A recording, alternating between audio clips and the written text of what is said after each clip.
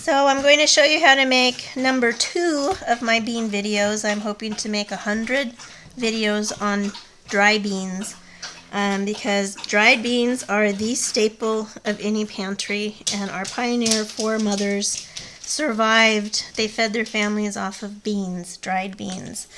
They have both protein and carbohydrates in them, and so they really are a perfect food. They store very, very well. They never expire. They will get a little bit drier and harder the longer you go, but I have cooked 10 and 15-year-old dried beans, and as long as you either pre-soak them or pre-cook them or do both, you can get very soft beans, very edible beans out of it. So these are one of my favorite. They're Mayocoba beans. They're from Peru, and they are they have a nice flavor when they're cooked just by themselves, or if you cook them with spices. They're a very soft, almost buttery texture, and they hold flavor really, really well. Other beans like pinto beans will have its own strong flavor. Black beans have its own flavor, but these are very mild and they take on the flavor of anything you cook. And then that buttery texture is just so good. So this is my favorite one. I'm going to cut it open. And like I showed with my very first bean video, I use a dark background. So I use a skillet, cast iron skillet. I put my beans in there. I pull them all away from one side, and then I will slowly push them in so I can see them. I glance across. Anything that I don't like, I take out. So far, so good. Sometimes you'll find little rocks and stones. Sometimes you'll find little round balls of mud that make it through here. Sometimes you'll find something that looks like it's been burnt or stained. This one has a funny look to it. I'm not sure why it's looking like this, so I'm just going to go ahead and take it out. This one looks a little damaged. I don't know if it might have mold or something on there, so I'll take it out. This one I would worry a little bit about mold because it's wrinkled, and most of these beans are not wrinkled, so I'll go ahead and take that one out. Another wrinkled one. I just err on the side of caution.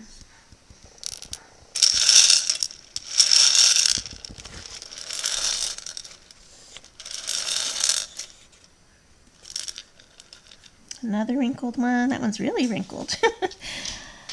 Move that one out.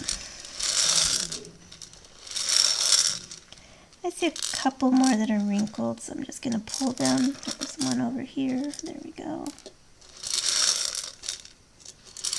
I normally don't see any wrinkled beans, so that has me a little concerned. I just want to make absolutely sure that we're not going to eat something that'll make us sick later.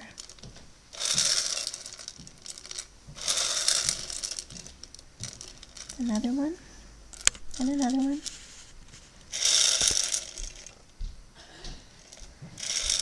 Now some beans do have, okay, here's another one that looks a little funny. You know, most of the Mayocoba beans are like this, and this one is not. So I'm just going to pull that one in case there's fungus or bacteria or something growing there, or did grow and it's now dormant because it's dry.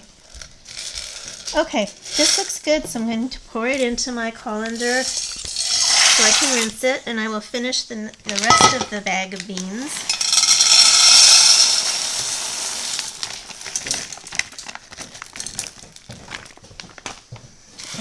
You can see right off the bat this one was eaten by a bug almost all the way through, so that one gets tossed.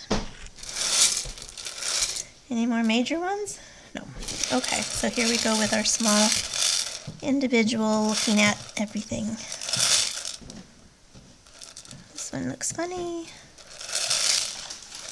That one looks funny.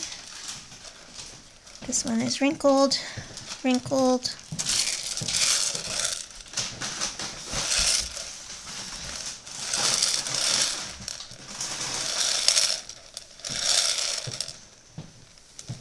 Wrinkled, wrinkled.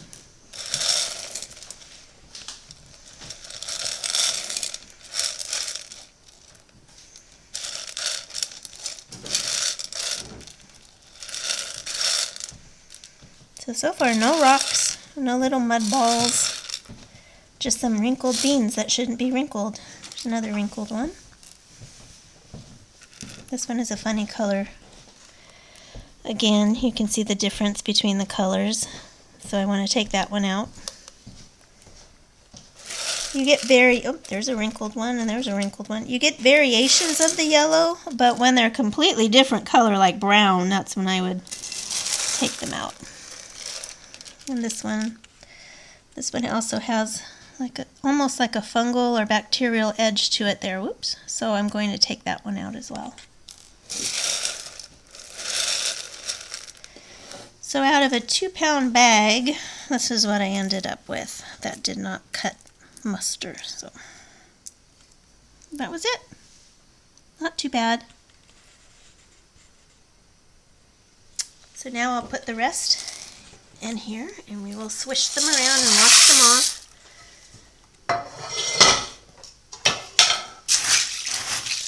And again, you reach in, you grab, and you kind of wiggle and squish, and that's how you wash beans. And you can see the water's changing. It's getting a little murky in there.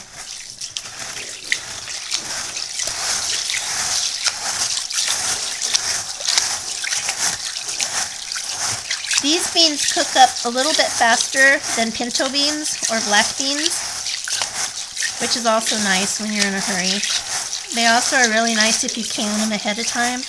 I do not can my beans ahead of time. For the most part, I will always have a dozen or 2 dozen jars on the shelf. But I would rather have empty jars that I can fill with meat or vegetables that I find on sale instead of having jars of beans, because beans can be started in the morning and just simmered. You can even put them in your crock pot and let them cook during the day, and then you finish them off later in the evening. Alright. I don't know if you can see the difference in the water now, but it's very murky. It was crystal clear. Now it looks like it's had milk added to it. And my beans are ready to go into the pot for cooking. And I will fill this up and put it on the stove. I'll show you how much water I add to it as well. I also wanted to, first of all, point out this is how much water I add. I add almost double, if not a little bit more, to the beans, because the beans will double in size when they soak up the water. And as they're cooking, as they're simmering, you want to make sure there's plenty of water in there. So if you notice that the water level goes down, add more water. You can always drain water out, but you can't add water to it once it starts to scorch, because the flavor of the scorch is already there. I also wanted to point out that everything here I bought at a thrift store. This is from Japan. It's for washing laundry or dishes, or they use it for a washing tub. And I bought this for $1.99. I use it for bread, I use it for beans, I use it for tomato sauce, I use it for canning. It's been absolutely amazing. One of my favorite kitchen bowls. I buy a lot of pots. All of my pots I buy from the thrift store, and they're usually anywhere from $2 to $5, but I have all different sizes. All of them are copper on the bottom, which I really enjoy. And they're easy to get. They last forever. This one did lose a handle. That came off. That was my fault. I think I dropped it. But they're great deals, and you can use them for everything. I even use them outside for animal stuff. They stay out there, but the ones for cooking stay inside. This was also a really nice purchase at the thrift store. It's a double screen, so you have a larger screen and then a smaller screen. So it's really nice for canning, for noodles, for beans, for anything. I actually have several of these. Somebody must have had a restaurant and donated them. And then I buy a lot of my cast iron there too. This pan was $5.99. It had never been used. It had the original kind of cheap season on it. So I scrubbed it really well, and I've put several seasonings on, and it's getting darker all the time, but it was a really good buy. So don't look down on thrift stores. You can buy some really amazing kitchenware there very inexpensively, and you have plenty on hand for canning, for picking blackberries, for whatever it is you need it for. You always have plenty available. Okay, so here's my Mayocoba beans from Peru. They are completely cooked, very soft. They will smush if you were to smush them. Plenty of liquid still left in here. You always want to drain the liquid off because it has a type of enzyme in there that some people call it a toxin. And that's what actually causes your gut to really kick into gear with making gas and being bloated and having stomach pains. So if you can pre-boil your beans and rinse them and get rid of that first juice that they are cooked in, that's usually the best thing you can do to reduce the discomfort that beans cause. So I'm just going to scoop these in. Okay, so I have my beans in my little bean pot, and now I'm going to add in some celery and onions. I always like to add vegetables in. You can always use your dried vegetables. I usually use a lot of dried vegetables. I like dried vegetables, but today I didn't. I had fresh that needed to be used up. I'm going to put in 3/4 of a cup of maple syrup.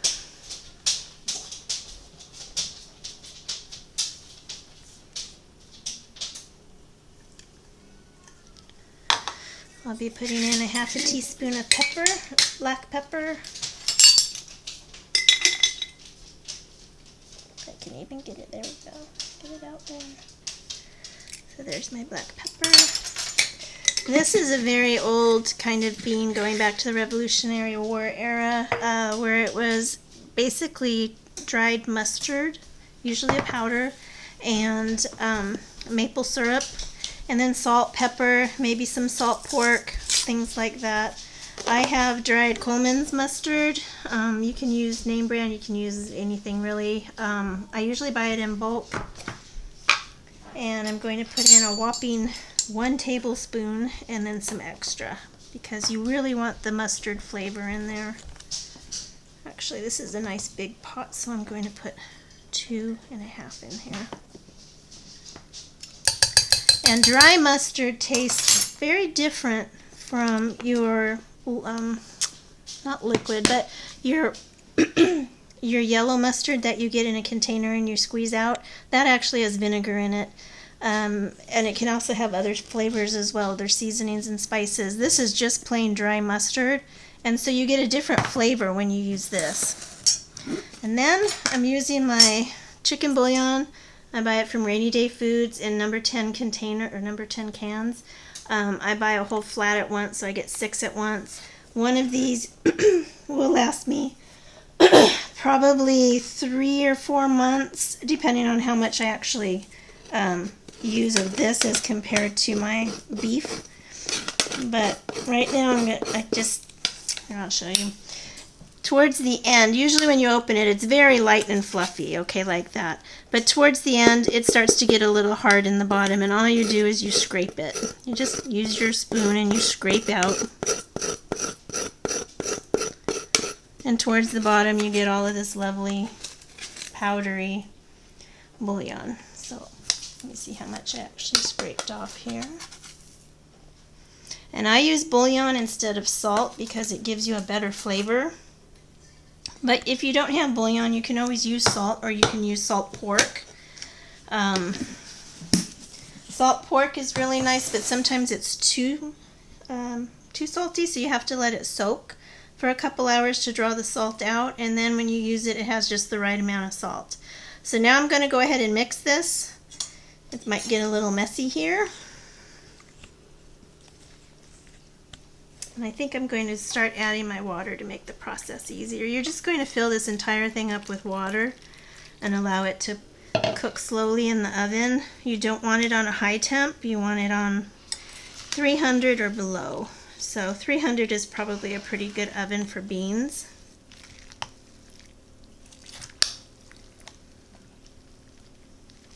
If you like your beans a little bit sweet, you can always add more or even put in some brown sugar. If you like them a little less sweet, you can take out some of the maple syrup.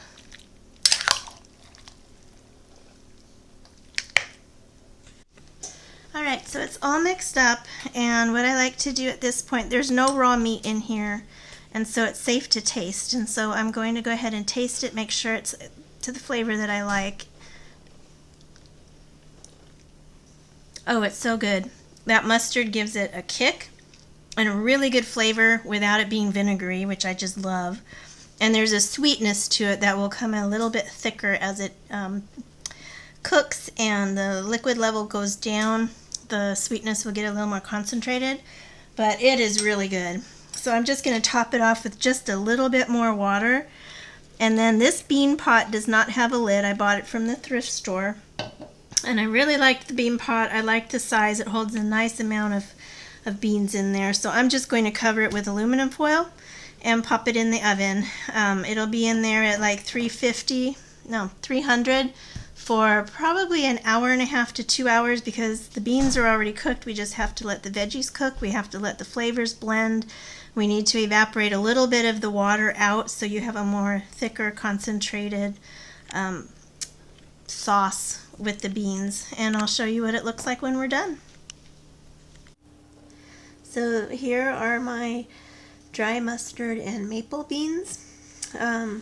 I let them go for about 2.5 hours instead of an hour, hour and a half. I just got busy, so I'm just going to show you. They've cooled down quite a bit at this point, and they've been sitting out for a while. But you can see they're saucy without being watery.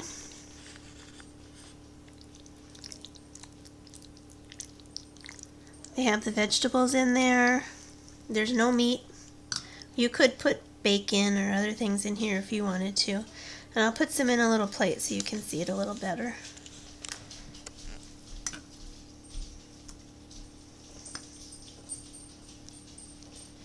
There we go. And like I said, with these beans, these are the Peruvian Mayocoba beans. They were originally from Peru, although you'll find most of the beans in the store come from Mexico at this point. That's where they're grown. But you have a good sized bean, and they're very buttery almost inside, very smooth. I'll break a couple here, smush them for you. There's just a couple. And they soak up flavor incredibly well, so whatever flavor you put in here, you're going to end up with flavor inside the bean.